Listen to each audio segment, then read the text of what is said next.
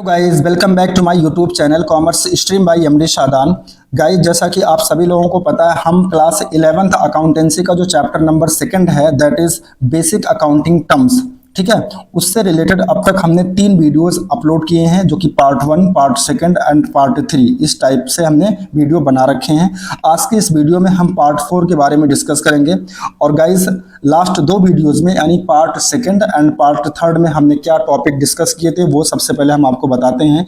यहाँ देखो लिखा है ना, topics to be covered in last videos. देखो जो पार्ट 2 वाला वीडियो है उसमें हमने डेटर्स अकाउंट के बारे में समझा था, बिल्स रिसीवेबल अकाउंट क्या होता है उसके बारे में समझा था, और तीसरी चीज ट्रेड रिसीवेबल अकाउंट क्या होता है उसके बारे में समझा था, ठीक है। फिर इसके बाद हमने पार्ट 3 वाली वीडियो में 3 टर्मिनोलॉजी समझी थी, that is first one is creditors account के बारे में पढ़ा था हमने, बिल्स पेबल अकाउंट के बारे में और ट्रेड पेबल अकाउंट्स के बारे में हमने पढ़ा था। तो आज की इस वीडियो में गाइस बहुत ही इंपॉर्टेंट टॉपिक डिस्कस करेंगे, ठीक है, दैट इज 2 टर्मिनोलॉजी जो बहुत ही ज्यादा इंपॉर्टेंट है। फर्स्ट वन इज एक्सपेंडिचर के बारे में समझेंगे, यानी एक्सपेंस क्या होता है, और दूसरी चीज असेट्स के बारे में समझेंगे और टाइप ऑफ असेट्स, ठीक है, इन सब के बारे में समझेंगे। तो आप बहुत ही पेशेंस रख करके इस वीडियो को देखिए, आपको सारी चीजें मैं बहुत अच्छे से क्लियर कर दूंगा। आज के बाद कभी भी आपको एक्सपेंडिचर और असेट्स के बारे में नहीं पढ़ना पड़ेगा, ये मेरी गारंटी है, ठीक है। तो आइए सबसे पहले शुरू करते हैं, व्हाट इज एक्सपेंस, ठीक है, यानी एक्सपेंडिचर क्या होता है। देखो अगर हम बात करें गाइस एक्सपेंडिचर की, तो एक्सपेंडिचर कुछ नहीं होता। एक्सपेंडिचर का मतलब होता है outflow of cash from business, यानी कैश का बाहर जाना, कहां से, बिजनेस से। तो अगर आपके बिजनेस से कैश बाहर जाता है तो उसे खर्चा बोलते हैं। सर कैसे, आप बताइए जरा कि बिजनेस से पैसा कब बाहर जाता है। देखो बहुत सारी कंडीशंस हैं जिन कंडीशंस में आपके बिजनेस से पैसा बाहर जाता है। जैसे मान लो आपके पास कोई भी बिजनेस है, मान लो आपके पास कपड़े की दुकान है, तो आपके बिजनेस से पैसा कब बाहर जाएगा। एक तो जब आप कपड़े को परचेज करोगे, यानी परचेज ऑफ गुड्स जिसको कहते हैं, तब पैसा जाएगा। आपके यहाँ कोई एम्प्लॉय है जो काम करता है तो उसे आप सैलरी पे करोगे तब पैसा जाएगा। आपकी जो दुकान है मान लो वो किराए पर है तो उसका रेंट जब आप पेमेंट करोगे तब पैसा जाएगा। आपका जो सामान है अगर मान लीजिए वो ट्रांसपोर्टेशन के थ्रू आएगा तो उसका जो ट्रांसपोर्टेशन का खर्चा है वो पेमेंट करोगे तब पैसा जाएगा। सर और कोई एग्जांपल, बिल्कुल, आपके दुकान में इलेक्ट्रिसिटी यूज होती है तो उसका बिल पेमेंट करना होता है तब पैसा जाएगा, ठीक है। कोई कस्टमर आ गया, उसको चाय आपने पिला दिया, चाय पानी करा दिया, तब पैसा जाएगा। तो मैं कितना एग्जाम्पल बताऊं, बहुत सारे रीजन होते हैं जिसकी वजह से आपके बिजनेस से पैसा बाहर जाता है। तो गाइस किसी भी रीजन से अगर आपके बिजनेस से पैसा बाहर जाता है यानी कैश का आउटफ्लो होता है तो उसे हम एक्सपेंडिचर यानी कि एक्सपेंस बोलते हैं, यानी कि खर्चा बोलते हैं, ठीक है। दूसरी चीज जो बहुत इंपॉर्टेंट है वो ध्यान से सुनिए। देखो मैंने कहा कि outflow of cash from business, यानी कैश का बाहर जाना बिजनेस से वो खर्चा है, लेकिन जो कैश आपके बिजनेस से जाता है बाहर गाइस, उसके जाने के पीछे का सिर्फ 2 ही रीजन होता है। एक रीजन जो होता है उसको बोलते हैं रेवेन्यू एक्सपेंडिचर, और जो दूसरा रीजन होता है गाइस उसको बोलते हैं कैपिटल एक्सपेंडिचर, ठीक है। यानी आपके बिजनेस से अगर पैसा बाहर गया तो वो खर्चा कहलाएगा, लेकिन मैंने क्या कहा कि आपके बिजनेस से जो पैसा बाहर जाता है ना उसके पीछे सिर्फ 2 रीजन होता है। पहले रीजन को बोलते हैं रेवेन्यू एक्सपेंडिचर और दूसरे रीजन को बोलते हैं कैपिटल एक्सपेंडिचर। सर अब जरा ये बताइए कि रेवेन्यू एक्सपेंडिचर क्या है और कैपिटल एक्सपेंडिचर क्या है। तो गाइस आइए समझते हैं, बहुत ही प्यार से आपको समझाता हूं, सारी चीजें बहुत ही अच्छे से समझ में आएंगी, बस आप मेरी बात को ध्यान से सुनिए। देखो सबसे पहले बात करते हैं रेवेन्यू एक्सपेंडिचर का मतलब क्या होता है। देखो सबसे पहली बात, देखो जब आप कोई भी पेमेंट करोगे, जाहिर सी बात है, जब मैंने कहा कि खर्चे का मतलब होता है पैसे का बाहर जाना, तो जाहिर सी बात है, ठीक है, कॉमन सी बात है कि पैसा तो तभी बाहर जाएगा जब आप पेमेंट करोगे। भाई मान लो आपके बिजनेस में पैसा है, आप किसी को पेमेंट ही नहीं करोगे तो पैसा जाएगा बाहर, नहीं जाएगा।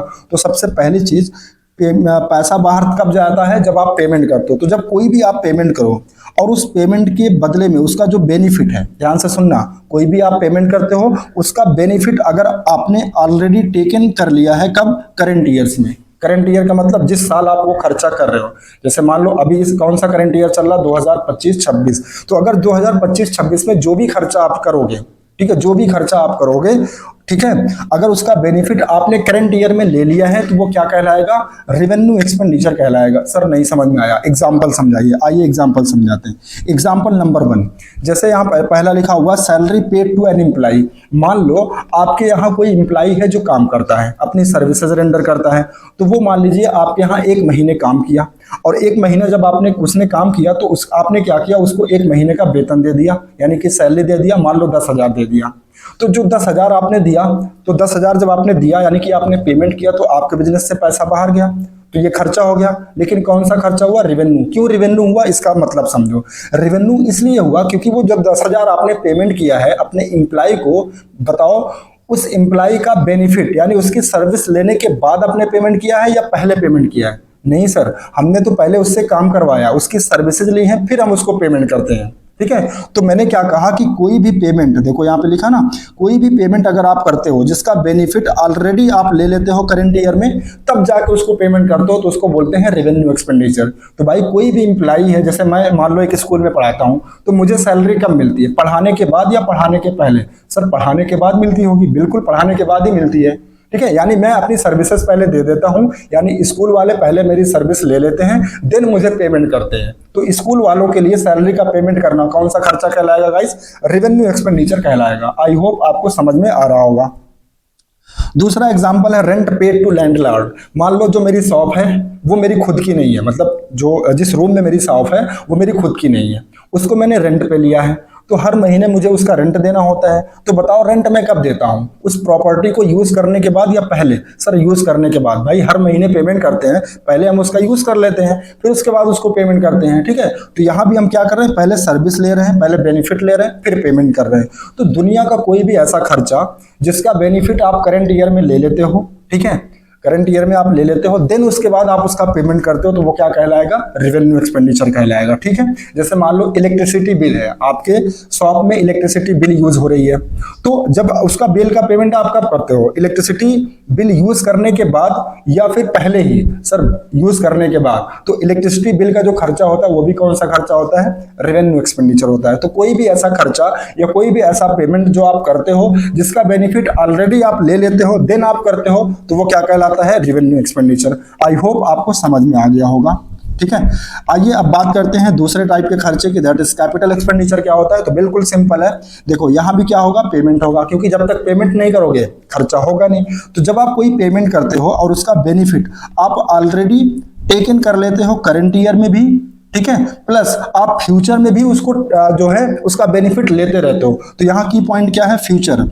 कोई भी ऐसा खर्चा जिसका बेनिफिट आपको फ्यूचर में भी मिलता है उसको बोलते हैं कैपिटल एक्सपेंडिचर। जैसे फॉर एग्जांपल यहाँ पे मैंने एक एग्जांपल लिया है, क्या? जैसे देखो, जैसे मान लो आपकी कोई ऐसी फैक्ट्री है या फिर कोई ऐसी कंपनी है जिसमें आपका काम क्या है? प्रोडक्शन करना। तो प्रोडक्शन करने के लिए मान लो आपने मशीन खरीदा 5 करोड़ की, तो 5 करोड़ रुपए आप पेमेंट करोगे, तो जब पेमेंट करोगे वो आपका खर्चा होगा। लेकिन एक बात बताओ, ये जो मशीन आपने खरीदा इसका बेनिफिट सिर्फ आप करंट ईयर में लेते हो या भविष्य में भी लेते हो, फ्यूचर में भी? सर फ्यूचर में भी लेते हैं भाई। मशीन है 5 करोड़ की, उसका बेनिफिट हम तो पता नहीं कितने सालों तक, 10-20 साल तक लेते रहते हैं। ठीक है, तो कोई भी ऐसा खर्चा जो आप करते हैं जिसका बेनिफिट आप करंट ईयर में तो लेते ही लेते हैं, प्लस फ्यूचर में भी उसका बेनिफिट आपको मिलता रहता है, तो उसको क्या बोलते हैं? Capital expenditure. ठीक है, दूसरा एग्जाम्पल, बिल्डिंग परचेज ₹50 लाख। मान लो जिस बिल्डिंग में आपका बिजनेस है उस बिल्डिंग को आपने परचेस किया है 50 लाख रुपए में, तो बताओ उसका बेनिफिट, उस बिल्डिंग का बेनिफिट अपने बिजनेस के लिए आप सिर्फ करंट ईयर करोगे या फ्यूचर में भी? सर फ्यूचर में भी करेंगे। तो कोई भी ऐसा खर्चा जिसका बेनिफिट आपको फ्यूचर में मिलेगा वो कैपिटल एक्सपेंडिचर कहलाता है, और कोई भी ऐसा खर्चा जिसका बेनिफिट आप करंट ईयर में सिर्फ लेते हो वो क्या कहलाता है? Revenue expenditure. आई होप आपको दोनों में डिफरेंस समझ में आ गया होगा कि रेवेन्यू एक्सपेंडिचर क्या होता है और कैपिटल एक्सपेंडिचर क्या होता है। ठीक है, आइए अब इसकी डेफिनेशन हम आपको दिखाते हैं, बिल्कुल बहुत आसानी से समझ में आएगा। देखो, रेवेन्यू एक्सपेंडिचर का मतलब होता है, इसमें लिखा हुआ it is an expense incurred, यानी वो खर्चा जो आप कर चुके हैं, the benefit of which is consumed with in the current accounting period, यानी वो खर्चा जो आप कर चुके हैं, ठीक है, या करते हैं, जिसका बेनिफिट आप ऑलरेडी पहले ले चुके हैं। तो है कब ले चुके हैं? करंट अकाउंटिंग पीरियड में। करंट अकाउंटिंग पीरियड का मतलब 1 साल। अगर कोई भी ऐसा खर्चा जो आप पेमेंट करते हैं जिसका बेनिफिट आप 1 साल के अंदर ले लेते हैं पहले, फिर उसका पेमेंट करते हैं, तो उसे बोलते हैं रेवेन्यू एक्सपेंडिचर। ठीक है, यहाँ देखो आपके लिए मैंने ढेर सारे एग्जाम्पल भी लिखे, जैसे सैलरी पेड किया आपने, रेंट पेड किया, इंटरेस्ट पेड किया, वेजेस पेड किया, वेजेस जो वर्कर को पेमेंट करते हैं, इलेक्ट्रिसिटी बिल पेड किया, प्रिंटिंग चार्जेस का पेमेंट किया। ये सारे वो खर्चे हैं जिसका बेनिफिट आप पहले ले लेते हैं फिर पेमेंट करते हैं, तो ये सभी खर्चे क्या कहलाएंगे गाइस? रेवेन्यू एक्सपेंडिचर कहलाएंगे। ठीक है, आइए इसके बाद समझते हैं कैपिटल एक्सपेंडिचर। इसकी डेफिनेशन में क्या लिखा हुआ, कह रहा है it is an expenditure incurred the benefit of which will be consumed in future, यानी जिसका बेनिफिट आपको फ्यूचर में मिलेगा उसे क्या बोलते हैं, कैपिटल एक्सपेंडिचर। और दूसरी जो सबसे इंपॉर्टेंट बात गाइस, आगे देखो लिखा हुआ it is also called assets. तो कैपिटल एक्सपेंडिचर कुछ नहीं होता, उसी को असेट्स बोलते हैं। सर ये असेट्स क्या चीज होती है, अभी समझते हैं गाइस। फिलहाल इतना समझो कि जो कैपिटल एक्सपेंडिचर होता है उसी का दूसरा नाम क्या होता है, असेट्स होता है, ठीक है। Such expenditure are incurred to acquire, acquire का मतलब होता है परचेज ऑफ असेट्स। देखो ये खर्चा हम करते ही क्यों हैं, कोई भी कैपिटल एक्सपेंडिचर हम क्यों करते हैं, क्योंकि हमें परचेज करना होता है क्या, असेट्स।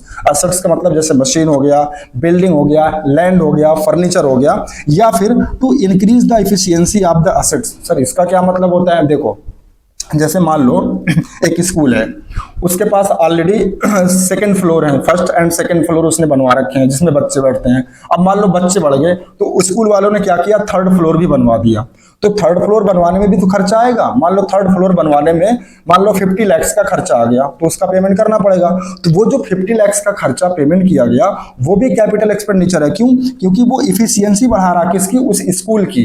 भाई पहले दो फ्लोर था तो उसमें उतने ही बच्चे, मान लो 100 बच्चे बैठते थे, लेकिन जब बच्चे 100 से मान लो 150 हो गए तो उन्होंने क्या किया, थर्ड फ्लोर बना दिया, ठीक है। तो उसकी इफिशियंसी, उसकी कैपेसिटी क्या हो गई, बढ़ गई, यानी अब उसमें और भी बच्चे बैठ सकते हैं। तो कोई भी ऐसा खर्चा आप करो जिससे असेट्स की इफिशियंसी बढ़ जाए तो वो भी क्या होगा, कैपिटल एक्सपेंडिचर किया जाएगा, ठीक है।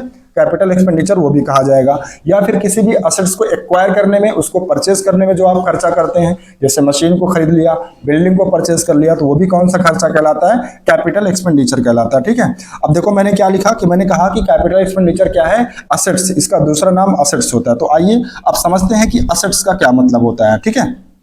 देखो असेट्स का मतलब होता है, यहाँ लिखा assets are the future economic benefit. वही बात ना, जिसका बेनिफिट हमें फ्यूचर में मिलता है, मतलब कोई भी ऐसी वैल्यू जिसका इकोनॉमिक बेनिफिट हमें फ्यूचर में मिलेगा, ठीक है, उसे हम क्या बोलेंगे, असेट्स बोलेंगे। दूसरी चीज, right which are owned controlled by an organisation. Organisation का मतलब एक तरीके से आप समझ लो बिजनेस, यानी कोई भी ऐसी चीज जिसका बेनिफिट हमें फ्यूचर में मिलता है। दूसरी चीज, उस पर हमारा राइट होना चाहिए, हमारा हक होना चाहिए, उसके हम मालिक हों और उस पर पूरा कंट्रोल हमारा होना चाहिए। जैसे मान लो अगर मैंने एक मशीन खरीद लिया 5 करोड़ की, तो वो मशीन मुझे फ्यूचर में बेनिफिट देगी, पहली चीज। दूसरी चीज, उस मशीन का राइट किसके पास है, सर मेरे पास है। तीसरी चीज, उसका मालिक कौन हूं, मैं हूं। चौथी चीज, उस पर कंट्रोल किसका होगा, मेरा होगा, यानी सब कुछ मेरा है। मतलब वो मेरे लिए क्या करती है वो असेट्स जो मेरे लिए क्या करे, फ्यूचर में बेनिफिट प्रोवाइड करे, उस पर मेरा हक हो, राइट हो, मेरा मालिकाना हक हो, उसका कंट्रोल मेरे पास हो, तो वो क्या कहलाएगा, असेट्स कहलाएगा, ठीक है। आई होप आपको समझ में आ गया। दूसरी बात इसमें लिखा हुआ असेट्स आर द प्रॉपर्टीज। देखो असेट्स कुछ नहीं होता, प्रॉपर्टी, जिसको आप कहते थे ना, नॉर्मली आप क्या बोलते हो, प्रॉपर्टी बोलते हो ना, मेरे पास घर है, मेरे पास गाड़ी है, मेरे पास बंगला है, तुम्हारे पास क्या है, मेरे पास माँ है, ठीक है। तो माँ भी क्या है गाइस, एक प्रॉपर्टी है। जिसके पास माँ नहीं उससे पूछो, ठीक है, किस दर्द से वो गुजरता है। तो माँ भी एक प्रॉपर्टी है, माँ बाप एक प्रॉपर्टी है। तो इसीलिए मैं कहता हूँ हमेशा अपने माँ बाप की रिस्पेक्ट करो, ठीक है।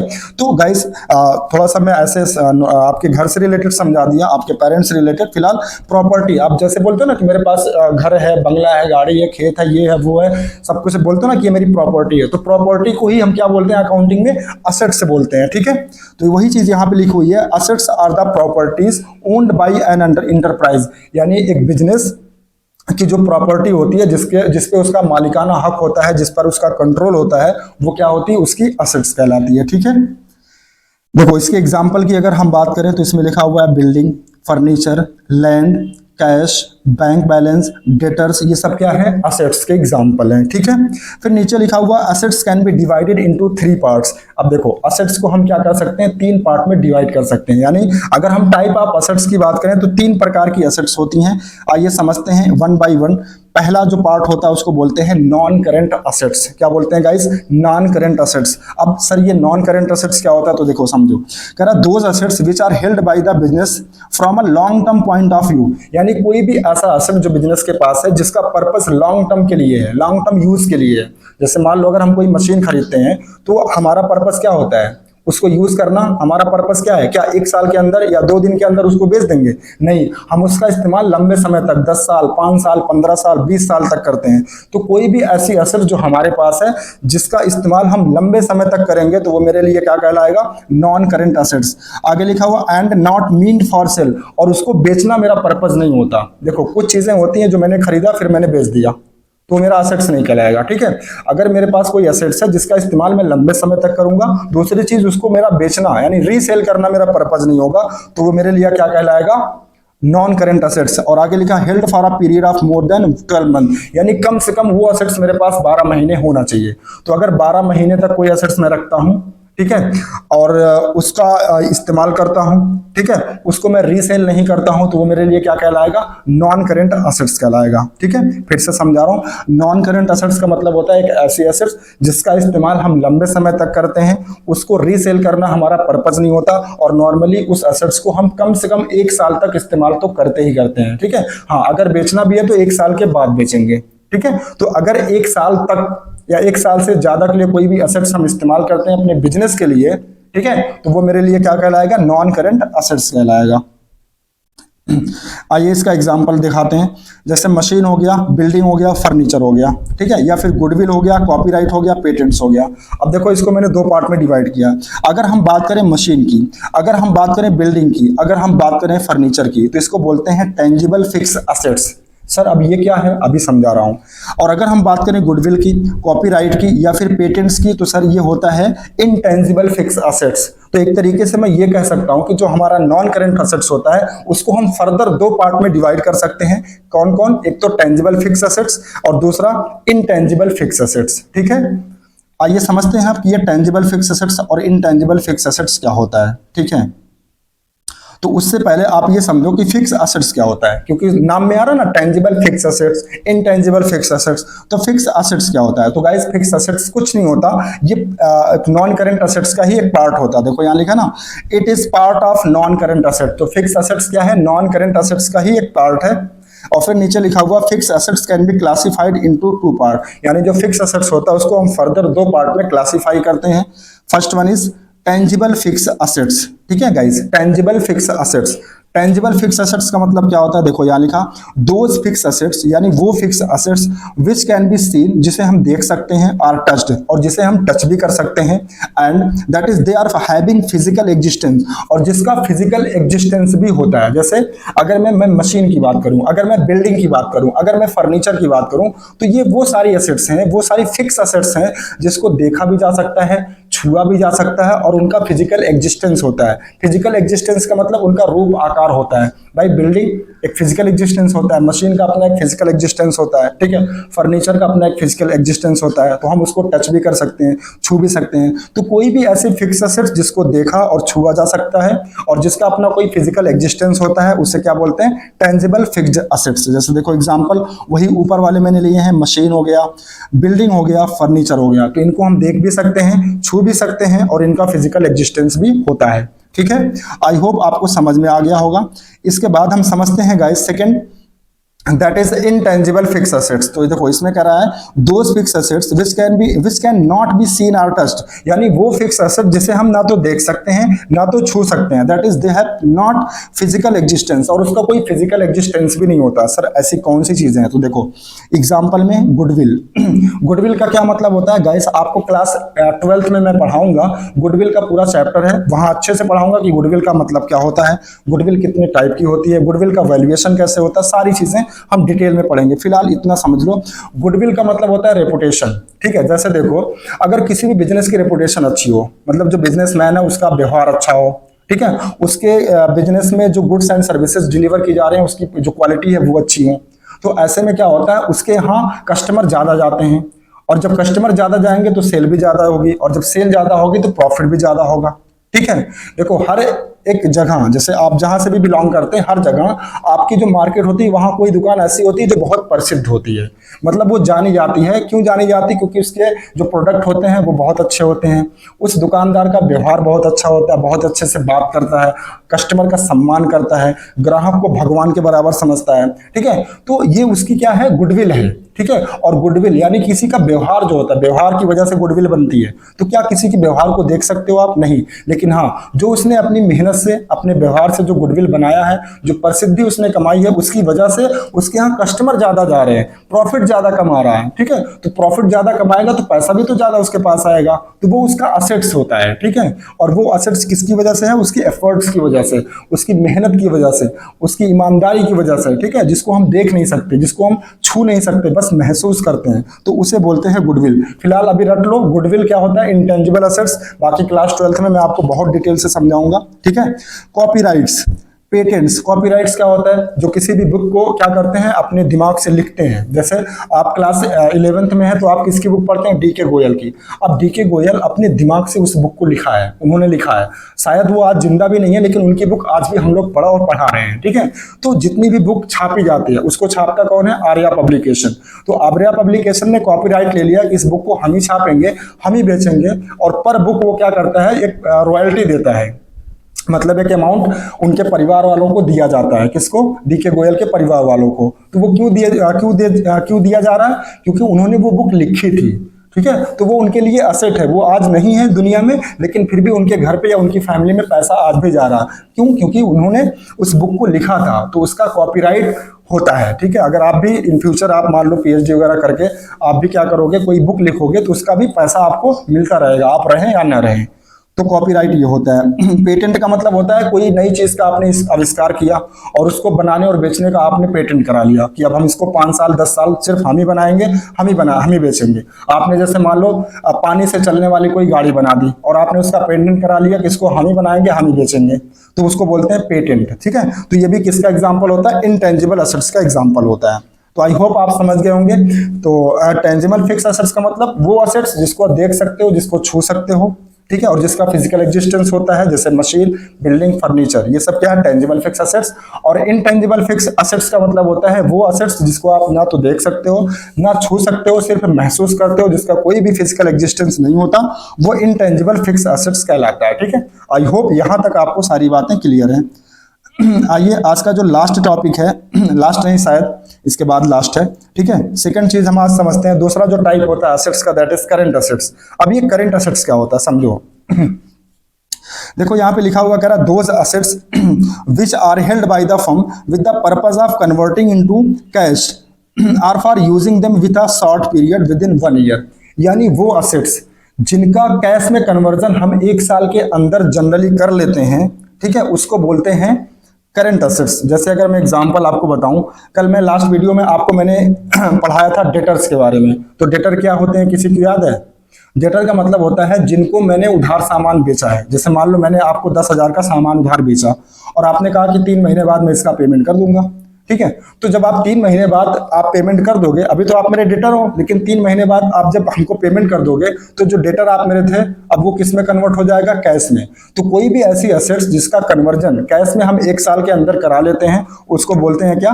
करंट असेट्स बोलते हैं। जैसे इसका एग्जांपल देखो, स्टॉक। मान लो मेरे पास स्टॉक है गुड्स का जो भी स्टॉक होता है, तो उसको हम क्या करते हैं? जनरली 1 साल के अंदर उसको बेच करके कैश में कन्वर्ट कर लेते हैं। तो स्टॉक क्या है? करंट असेट्स है। डेटर यानी जिनको हमने उधार सामान बेचा है, 1 साल के अंदर उनसे हमें पैसा मिल जाता है, ठीक है, कैश में कन्वर्ट हो जाता है। बिल्स रिसीवेबल डेटर का ही बड़ा भाई है, मैंने समझाया था। कैश ऑलरेडी हमारे पास कैश के फॉर्म में होता है। बैंक बैलेंस, भाई मेरा बैंक में पैसा है, मैं जब चाहूं तब उसको निकाल लूं, ठीक है, तो वो कैश में कन्वर्ट हो जाएगा, ठीक है। तो करंट असेट्स का मतलब क्या होता है? कोई भी ऐसी एसेट जिसका कैश में कन्वर्जन 1 साल के अंदर हम कर लेते हैं जनरली, ठीक है, उसको हम बोलते हैं करंट असेट्स, ठीक है। आइए आज का जो लास्ट टॉपिक है या जो लास्ट टाइप है एसेट्स का वो समझते हैं, ठीक है। हो सकता है आपको बहुत अच्छे से ना समझ में आए, डोंट वरी, इसको मैं क्लास 12 में बहुत अच्छे से समझाऊंगा। फिलहाल मैं कोशिश करूंगा कि आपको समझ में आ जाए। Fictitious assets. फिक्टिशियस असेट्स का मतलब होता है एक इमेजिनरी असेट्स, यानी एक काल्पनिक असेट्स जो वास्तव में असेट्स होती नहीं है लेकिन हम उसको मान लेते हैं, ठीक है।